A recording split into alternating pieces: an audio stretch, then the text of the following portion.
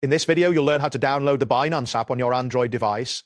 By following these steps, you will have the app installed and ready for use in no time. Start by unlocking your Android device and locating the Google Play Store icon on your home screen or in the app drawer. Once you find the icon, tap it to open the Play Store. At the top of the screen, you will see a search bar. Tap on this search bar and type Binance to begin your search.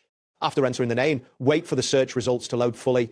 You will need to look for the official Binance app listing among the results, which typically features the Binance logo. After identifying the official Binance app, tap the install button located beside the app name. This action will initiate the download process. It is important to remain in the Google Play Store during the installation to ensure the process completes smoothly. While the app is downloading, check that you have sufficient storage space available on your device. If your device is low on storage, the installation may fail, requiring you to free up space before proceeding. Wait patiently for the download to complete, as the installation will finish automatically once the download is successful. Once the installation is complete, you will see an open button appear in place of the install button. Tap open to launch the Binance app for the first time. At this point, the app may request certain permissions to function correctly. If prompted, review the permissions and allow them as necessary. Following that, you will be directed to the login screen where you can enter your login credentials. If you have not created an account yet, you will need to do so before logging in. After entering your credentials, complete any verification steps that may be required.